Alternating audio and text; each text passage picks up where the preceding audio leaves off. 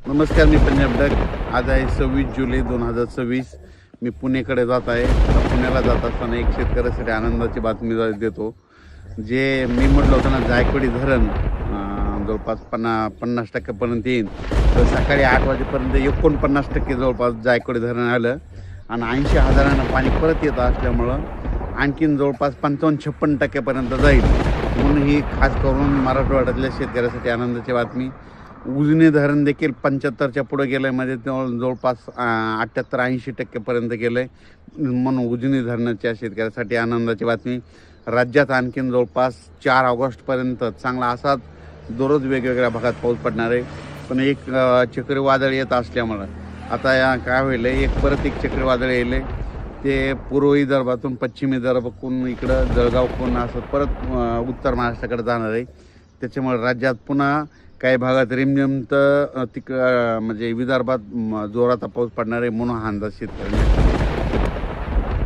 नाशिकचे जे भागातले जे शेतकरी त्यांना एक सांगू इच्छितो की आणखी 4 तारखेपर्यंत पावसाचा जोर असाच चालू राहणार आहे, म्हणून हा अंदाज त्यांनी लक्षात घ्यायचा. तर ते चक्रीवादळ आहे ते काय होणार आहे, चंद्रपूर, गडचिरोली, नागपूर, वर्धा, भंडारा, तसंच तिकडे अमरावती, अकोल्यानंतर जळगावकडे जाणार. जळगावून परत नंदुरबार, धुळे आणि गुजरातकडे जात असल्यामुळं पुन्हा गुजरातला आता जसं पाऊस झाला तसंच गुजरातमध्ये पुन्हा एकदा मुसळधार पाऊस पडणार आहे.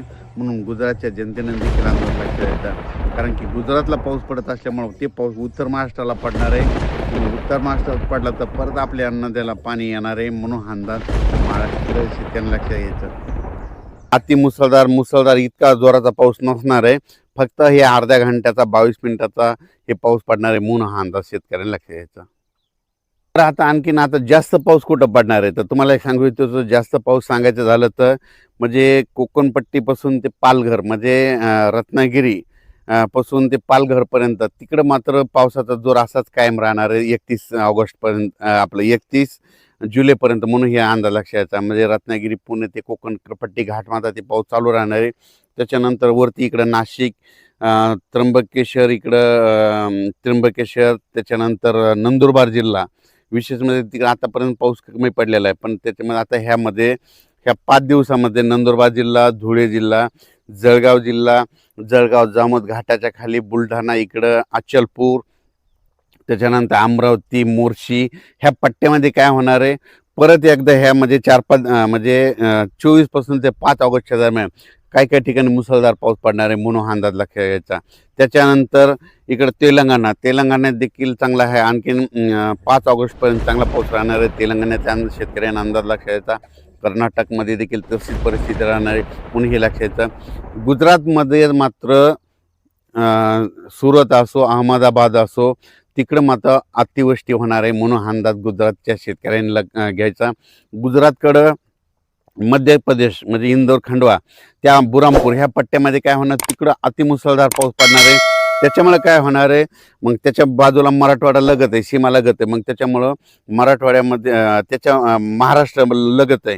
तर बुरामपूरच्या बाजूला मग जळगाव जामोद येतं, इकडं अचलपूर येतं, परतवाडा येतं, त्याच्यानंतर इकडं रायवेर येतं, तिकडं नंतर पाचोळा, भडगाव, हे जळगाव जिल्ह्यामध्ये काय होणं, मध्य प्रदेशमध्ये मुसळधार पाऊस पडला असल्यामुळं जळगाव जिल्हा, धुळे जिल्हा, नंदुरबार जिल्हा, अमरावती जिल्हा, बुलढाणा जिल्हा घाटाच्या खाली, म्हणून ह्या परिसरामध्ये मात्र मुसळधार पाऊस पडणार आहे ह्या 5 दिवसामध्ये, म्हणून ही अंदाज लक्षात घ्यायचा.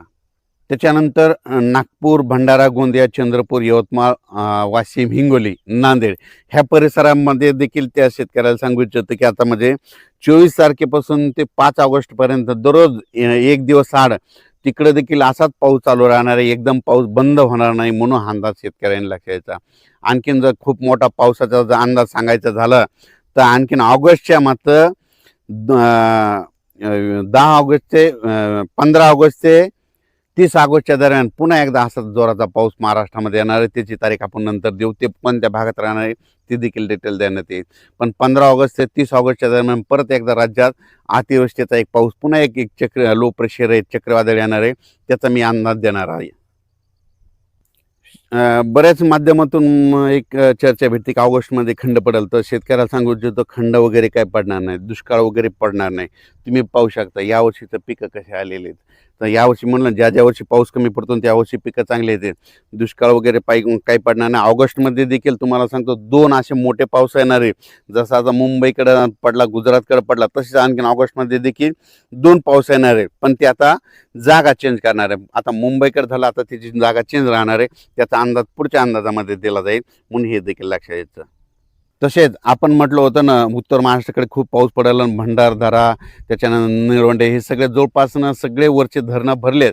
आता त्याचं पाणी आता तुम्हाला सांगतो गोदावरी नदीकडे येले. तर गोदावरीच्या गोदावरी नदीकाठचे जे आपले पाळीव प्राणी पशुधन आहे, ज्यांच्या मोटरी असतात, तर तुम्ही आजच्या आज काढून घ्या. कारण की ना जवळपास नांदूर मधनेश्वरमधून 29,000 पाणी येले. त्याच्यानंतर दुसऱ्या भंडारदरातून पाणी सुटलेलं आहे, मुळातून बऱ्याच आणि गोदावरीला नाशिकहून देखील पूर आलेला आहे.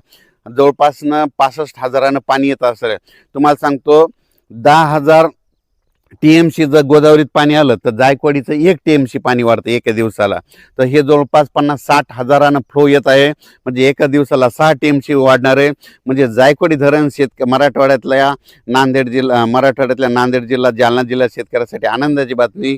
बीड जिल्ह्यासाठी जायकवाडीमध्ये तुम्हाला सांगतो एका दिवसाला 6 TMC. माझा अंदाज आहे ह्या पावसामध्ये जवळपास जायकवाडी 42% जाण्याची शक्यता आहे, म्हणून हे अंदाज लक्षात येतात. कारण की तिकडून पाणी येत असल्यामुळं ही शेतकऱ्यासाठी आनंदाची बातमी. जायकवाडीच्या लाभधारक शेतकऱ्यांना सांगतो घाबरू नका. आणखीन ऑगस्टमध्ये 2 पाऊस मोठे पडणार आहे. सप्टेंबर ऑक्टोबरमध्ये परतीत आता पाऊस धुमाकूळच घालणार आहे.